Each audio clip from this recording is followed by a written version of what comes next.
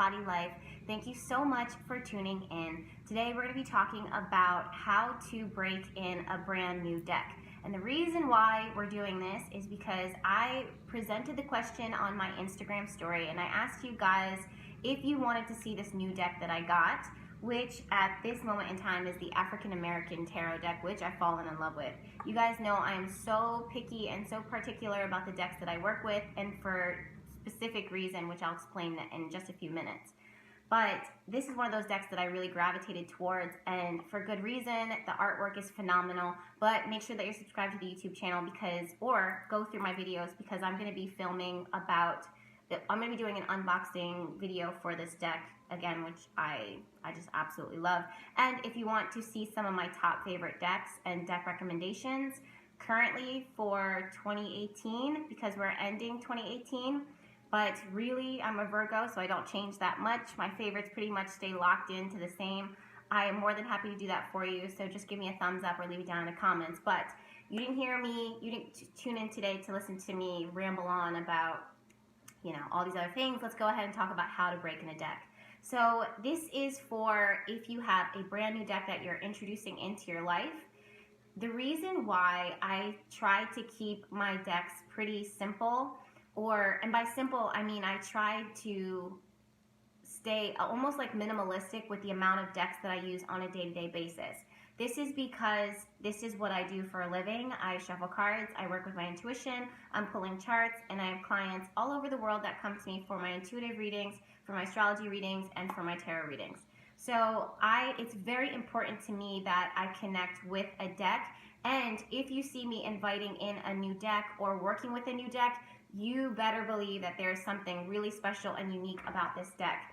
Now, the reason why that is because why I'm so particular about this is because what you're doing is you're building a relationship with your tarot deck. Now, I know some people don't see it that way, but also, no offense, I found that those same people probably don't give the best readings. I'm sorry to say that, but that sounds so harsh. But in reality, you know what? I really feel like in order for you to give a really good reading, you should totally connect with the energy of that deck, and whatever deck that is, or build a relationship with it over time. And the only way to do that with any relationship is by putting the time into that one thing and focusing your energy and focusing your intent on it so that it can understand you and you can understand it. Now, the tarot deck that I use, actually it's in my bedroom because I was shuffling with it last night, but the tarot deck that I use all the time is a mini Rider-Waite. I take two decks and I sandwich them together, and that's the one that I use for myself and also for my clients time and time again. I shuffle multiple times a day, whether I'm shuffling for myself or for my clients, but either way, it's always around me. It's in the bedroom right now because, again, I was working with it last night and also this morning. But you'll see that deck is so worn down, it's so broken in, it's almost like folded because I use it all the time. But that deck has a personality of its own that is different than the other decks that I have. I have over 30 something plus, probably like 40, 30, 35, 40 tarot decks and oracle decks that I hold in my possession, but I do not work with them every single day. My Rider-Waite deck is the deck that I work with every day, as well as Flowers from the Dead, which I'll link them all down below. And now this deck, the African American Tarot, which I'm going to be working with, multiple times a day. Well, I'm going to start working with it more often. And then I also have another Rider-Waite deck that is larger, the regular size, and the cards are pretty big and, to shuffle with and to work with. But I use that for my group pulls for the world. But either way, each deck really has its own personality and it has its own energy because it had, me, myself, and I, and this tarot deck have built a relationship and we have history together. So when I work with my tarot, my mini tarot cards, they understand me. They tend to be very cheeky. They tend to be kind of rude. I know that sounds crazy for those of you guys who are not, into tarot, or maybe you just stumbled on this video for whatever reason and you don't understand. It is what it is. Just full disclosure, my tarot deck that I use all the time is so rude to me sometimes. I've explained it to friends and family where they're, I'm just like, it's really cheeky. You know, it will read you. If you ask a question, it will snap at you. And that's just the vibe of that deck. It's very forward with me. It's very honest, brutally honest, most likely. And then when I'm working with my clients, it tends to be a little bit more gentle with them. And I just reveal the messages over clearly, but that's because we have a history with it. Now, this tarot deck, the reason why I'm saying all this is that this deck, the African American Tarot, I literally just bought this just the other day. So outside of the fact that energetically I feel like I resonate with it, on an emotional level and a spiritual level, you know, logically, mentally, I am gravitating towards it, but I don't have a strong connection with it yet. It hasn't revealed its personality because it's so brand new. And that's what we're going to talk about today, is how to break in a new deck, which I haven't done yet, and I'm going to do it in a separate, you know, outside. When this video is over, I'm going to break it in, although I did shuffle with these cards and pulled them just because I was so excited to get my hands on them and to work with them, of course. But anyways, one of the first things that I recommend when you pick out a deck is to allow yourself to just be gravitate towards the one that you feel called to. Now, for beginners, I always recommend the Rider-Waite deck, and I just feel like every beginner tarot reader should have that in their collection, because that's what all of us tarot readers use to build our knowledge. It's kind of like a language that we all speak. So if you're learning in different forums, or if you're learning with different groups, or if you're part of my Sacred Circle Tarot School, the links for that are down below, then we're all talking the same language, which is the Rider-Waite. However, if you find yourself gravitating towards a different tarot deck, for example, when I first started my journey, I gravitated towards the Goddess Tarot. And that was because I was working a lot with goddess energy. I was working with my own feminine energy, which I was really struggling with at the time. This was years ago, over 17, 18 years ago. I know I look young, but I'm just being honest. That was the card deck that I worked with. It was huge. It was difficult to shuffle with, but that's what I broke. You know, that's how I broke myself in, I guess, when it comes to tarot. But allow yourself to kind of be gravitated towards the tarot deck that you feel called to, and work with it every single day. At the same time, if that's the Rider-Waite, then good for you. But at the same time, make sure that you are also working with the Rider-Waite. That way you're getting a better understanding of that card deck as well. This is one of those card decks that just gravitated towards, that I naturally gravitated towards. Now, the reason why I'm saying this, I feel like I'm kind of deviating away from the topic of this video, which is how to break in a tarot deck, but I want to cover all of my bases. I'm sorry, I'm a Virgo, I'm very thorough, I'm a perfectionist, and I want you guys to be informed.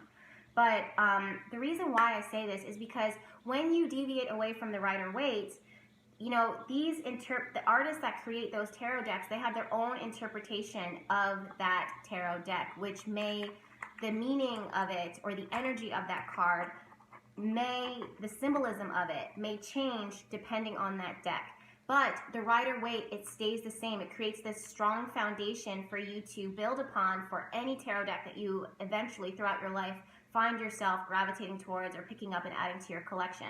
So that's one thing that I found with this tarot deck, which, because I have over 20 plus years with working with the tarot multiple times a day, and this is what it is that I do, me adding on to my collection with this new deck actually helps me to deepen my own practice by listening to the interpretations that others are giving, and what others have found, because it adds on to what I already know and what I already understand and what I've already experienced by studying the tarot, the basic tarot, for years.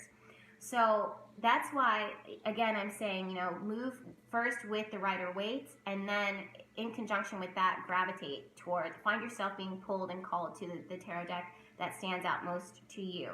So the African American Tarot deck, again, this is a picture of it by Jamal R. Thomas Davis. Whoever this person is, you know what, holla at me. You did a phenomenal job with designing this tarot deck in general, and I was very intrigued by just sitting with this tarot deck, which I'm going to do an unboxing video. I don't know why. Okay, I'm going to take a step back, but Jamal, whoever you are, you did a phenomenal job with designing this tarot deck, and then, you know, look out for my next video, which I'll be talking about it, like doing a total unboxing.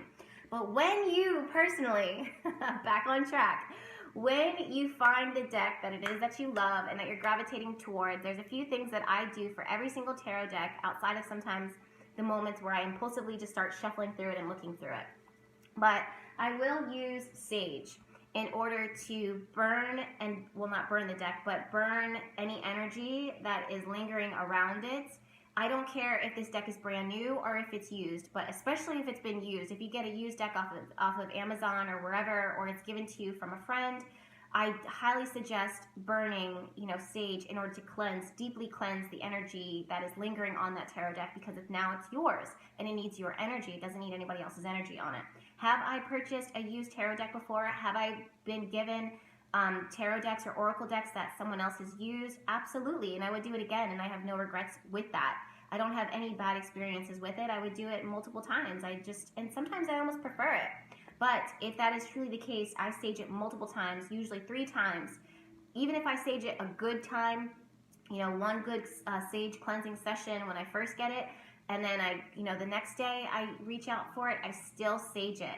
Then the next day I do a sage session 3 times with that tarot deck, and that's when I find that energetically it does seem to be a little lighter in energy, clear, and like almost hitting the reset button. Now, why do I suggest sage? Well, because versus Palo Santo or any of the other herbs that you would use in order to cleanse something, including rosemary, because sage has this wonderful way of totally releasing and cleansing and removing all energy, good or bad. It's the way to create a blank slate, versus if you use Palo Santo or rosemary, sometimes that energy kind of lingers, or it kind of leaves, even the good stuff kind of is still around that tarot deck. And I just feel like you should have a total blank slate with it, unless there's some type of emotional connection to it. For example, let's say your great grandmother is a tarot reader and this was the deck that she used, and you still want her energy to kind of linger on that. I would use Palo Santo. I would, and I would just allow, that would just be the deck that I work with, that I know that my great grandmother is, working with me, alongside with me, because her energy is so connected with that. That's the only time when I wouldn't completely sage that deck, is when you have something like that, like an emotional connection to it that you really do want to linger. But if it's someone that you don't know and you really want to get a fresh start, use sage and do it 3 times. So once you've done that, and you speak while you're saging, you're asking the energy, your angels, your guides, you're calling in the divine energy, you're calling in angelic energy, your guides' energy to come in and completely cleanse and bless this deck for you, and to remove any lingering energy or any lingering vibes, and just welcoming it in. Then the next thing is to take something as simple like incense or Palo Santo, and this is when you bless the deck. So sage is when you're removing the energy, and now we're going to bless the deck.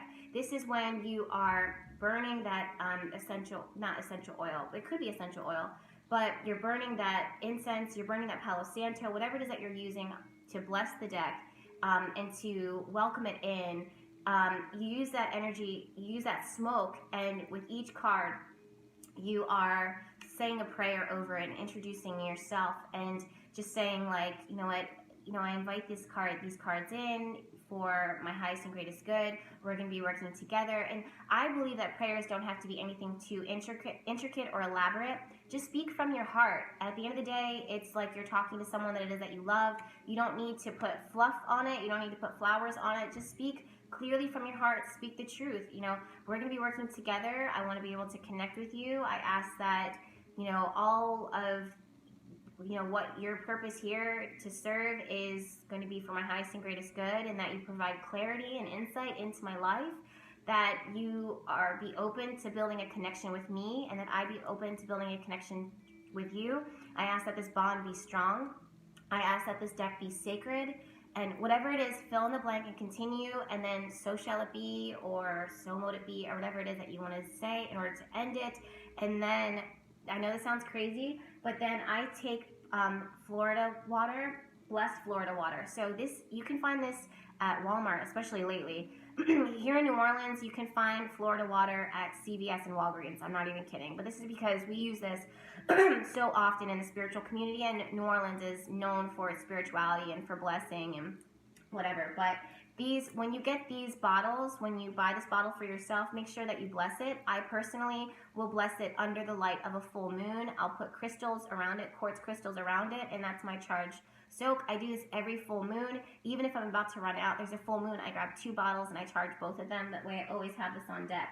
The other thing that you guys see me doing a lot is I always have like a head tie, a handkerchief that I tie around my head. I'm pretty much notorious for, or known for, always having my hair tied back, just because, I don't know, as a child, I always had these like little flyaways, and I didn't really like them. Now I love them. I love my little flyaways. But as a spiritual worker now, I use it to protect my sacral chakra. I'm sorry, to protect my crown chakra and to absorb energy. I don't know if that makes sense to you guys, but it just makes me feel protected. And as a sensitive, as an empath, just being in the environment that I'm at and that I'm in, I just really protect my crown chakra, and that's just one of the ways that I do it. Even though my whole head isn't covered, it's still there, adding another layer of protection. But the reason why I'm saying that is my handkerchiefs that I use to tie around my head, they stay around my crown chakra throughout many days, and I pull it off. I use the Florida water, and I, go like that. I don't know what the word is for that, but I kind of, not douse it, but sprinkle, I guess, a little bit of this cologne on, or the Florida water, the blessed Florida water on the handkerchief, and I will use it to wipe down the front and the back of each tarot deck. As I'm doing that, basically what you're doing is when you originally bless that Florida water, you create, at least what I do is I use that for blessing, for purification, and for connection with the divine. So the energy of that is within the bottle, as well as the same thing what I do with my essential oils. When I'm making, not essential oils, with my intent oils, when I'm making, conjure oils or intent oils that I use for love spells, for prophetic dreams. This is what this one is. For transformation, I've been using my Pluto Death oil so much lately. Oh my gosh. And the Money and Abundance oil, whatever. But, I mean, not whatever to the Money and Abundance oil. It is really powerful. But, that just seems to be coming in. So I just kind of allow it to be. If anything, I work with the Pluto Death oil in order to transform anything that needs to be, stagnant, for it to be completely released. And the same thing when I work with lunar intent oils that happen with the full moon, that can only happen one time. The same thing that I do with those, or the same thing that I do with the Florida water. You're blessing them, you're capturing the energy of what's going on in the cosmos, you're setting intent over them so that you can use them for a specific purpose later on multiple times without an expiration date. So that's what you'll get when you're working with the Florida water, when you're using it to bless your tarot deck. Because when I blessed the Florida water and I set intent for it, my intention was to make sure that Florida water would, bless and consecrate and, anoint my tarot deck, or whatever item that it is that I'm using, whether it be my journal, whether it be a quartz, whatever it is, myself, if I'm having a day, or if I just feel like it, or if I'm entering into my sacred space, I will use the Florida water because it's already been charged. I don't recommend, feel free to do you, but everything has intention for me.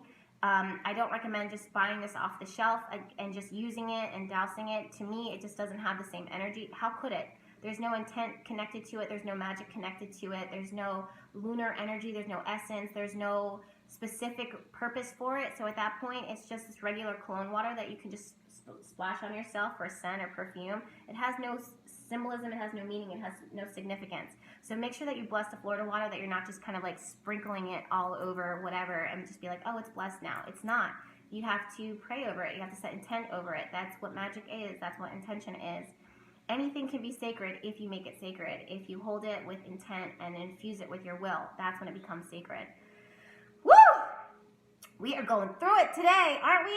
Wow, I'm on fire. Okay, so as you're moving through each deck and you're wiping it down with a handkerchief or a sacred cloth, you choose. Everyone is different. I remember even years ago, when I was studying the tarot, I went to a tarot teacher, she wasn't really a tarot teacher, but she had more experience, extensive knowledge. She was in Florida, and she's probably passed on now. She was very old then, and this was years ago, so 16 plus, 18 plus. But she told me, she's like, you need a specific cloth in order to, put it out for your tarot deck. And she said, you don't have to get them here. She recommended me to a place that had antique cloths and stuff like that. And I went to go look, and she was right. They did have unique, cloths and stuff like that. But, just being a simple Virgo, and it's all about sentiment to me. I had the handkerchief that I always had on me, even to that day. I used that in order to cleanse my my deck, and I still do it to this day, not even realizing that I was following my intuition and that this would be a part of my daily practice, and that was only just the beginning. And again, this was like 16, 18, 19, 20 plus years. I don't remember how long it's been. But anyways, as you're wiping down each deck lightly, look at each card and really take time for this. This could be like an hour and a half, but this is sacred time. This is a special time. This is you connecting with the deck. I feel like it's very rude to come in and just start shuffling and asking questions immediately from a deck, because you're asking so much from it when you haven't given anything in return. You're not seeking to understand it. You're not seeking to connect with it. You're just shuffling. Sorry, I just saw this like little fire thing here for a minute, but I think it was my incense.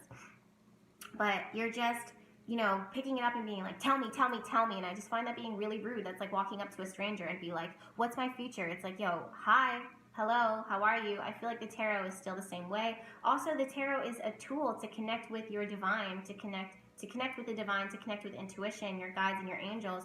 And you wouldn't, jump in their face and be like, talk to me, tell me, blah, blah, blah, blah. That's rude. So the same thing is true with the tarot. So just take time to look at each one of the cards while you're wiping them down, and maybe taking your journal, which this is my journal here, one of many. I have boxes and boxes. You know those bins, those Tupperware bins that you use to like store Christmas decorations in?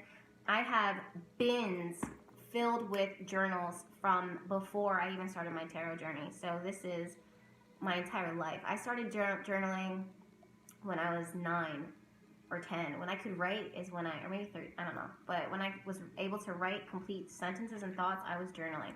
But this is my current journal right now, which started in, July 2018. So this is pretty brand new. I have a lot of things in here, actually. I'm pretty much sure that I have intentions, tarot pulls. See, this one's from August 5th, 2018 at 9:24 p.m. Aww, the question I asked, I'm not going to tell you.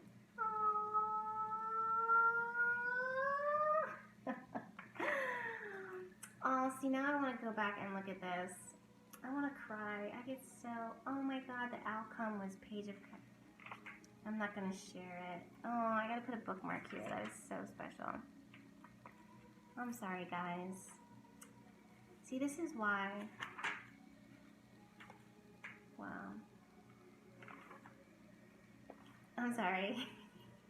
Okay, September 24th, 2018, 10:26 p.m. was a prayer. I did it! Dear God, angels and guides, I did it! I'm in beautiful New Orleans on the night of this full moon. Thank you for helping me to get here. Please, please continue to look after and protect me while I'm down in New Orleans. Let this city be so good to me, and it was. I'm gonna cry! Oh my God! See? I'm sorry, you guys. And then there's this intention. So I fold. I don't know why I'm so emotional. I don't know why I'm so emotional. I just am. I'm sorry, you guys. So it just means so much to me, but so as you're going through your tarot deck, which I'm going to do, and I'm probably going to, whatever, but, look at each card and see how it makes you feel. This is the Magician. You guys always know. I always pull the Magician card. The Great Creator. I'm just feeling it. I'm feeling it. I'm really having a moment. Okay, 10 of Cups. Wow. And I just write down how they make me feel, and if if it makes me feel something, obviously it's making me feel something today, but I write down each one of those cards, each of the cards that make me feel something. This is an intent that I wrote down, so I'm going to put this on my altar, my temporary altar for now. Sorry, that was rose quartz just knocked over, but anyways, yeah, write down how they make you feel, if they trigger any feelings or emotions, and whether it inspires you, what does it make you think of? And again, this is why, with the Rider-Waite, it's, what stands out to you as far as symbols. That's something that I really look at with the Rider-Waite. And again, if you want to dive into that, I have the Sacred Circle Tarot School. The links for that will be down below. But with such special decks, the ones that you gravitate towards, I'm feeling it still. But special decks that you gravitate towards, the African American Tarot for me right now, you know, this is me looking at the pictures and the symbolism, like this rainbow for the 10 of Cups and the snake head right here. Like, what does that mean? And all of these people rejoicing and the community coming together. And then the ancestor. For me, I look at these little spirits in the sky as ancestors and the connection to the ancestors. The magician, you guys always know, always comes up for me because essentially that's ultimately who I am, is the magician, the alchemist, energy work, high priestess, whatever. That's another card that comes up for me, and the empress as well. So yeah, I just look at each of the cards, and I'm going to be doing this for myself. I don't think that you guys want to listen to me talk about, you know, my experiences with each one of those cards. And also it's very personal, but the video would, I'm sure, be like an hour and 30 minutes long, probably 2 hours, because the process is pretty long and significant. But look at this Nine of Pentacles deck, which I've been really resonating with lately. Oh my gosh. So beautiful. Oh gosh. And my last thing that I want to tell you guys to do is to shuffle every single day and to write it down. That's the best way. Ultimately, in order to connect with your deck, a new deck, is to shuffle every day or as often as you can. The more that you work with it, the better, the faster, the quicker. I feel like your guides, your angels, your tarot deck appreciates the effort that you put in to connecting with it. Oh wow, I've been really thinking about the Five of Cups lately too, and the Four of Swords. And so interesting, so interesting. But yeah, shuffle with it every day, and then do a daily card pull for yourself. Even if you know the tarot in and out, but especially if it's a new tarot deck that has, you know, different symbols and different meaning and different interpretations. So, oh, look, the Empress. I've been pulling this card left and right, and I swear to you guys, I'm not pregnant. I promise I'm not pregnant, but I really am in this, like, Empress energy vibe lately, obviously. But, yeah, and then journal and write it down, and then go back to it. I love you guys! I love you. Make sure that you're subscribed to the YouTube channel because I'm going to be doing an unboxing video, which obviously this card deck has already been unboxed, but I'm going to be giving my thoughts, my feelings, my initial reactions to it, even though I've already had my initial reactions, but I remember my initial reactions. And if there's other videos that you guys need to see that we need to talk about, feel free to leave it down in the comments. Yes, I look at all of my comments, even though it takes me some time. I do run my shop, my apothecary, and I do the Sacred Circle Tarot School, which is going to be opening again and open for enrollment and stuff. It's going to be absolutely amazing. Wow, what a life that we live! I'm so sorry to yell, but like, wow, I just feel so much today, all this week, all this weekend, and yeah. All right, I love you guys. I'll talk to you soon. Bye.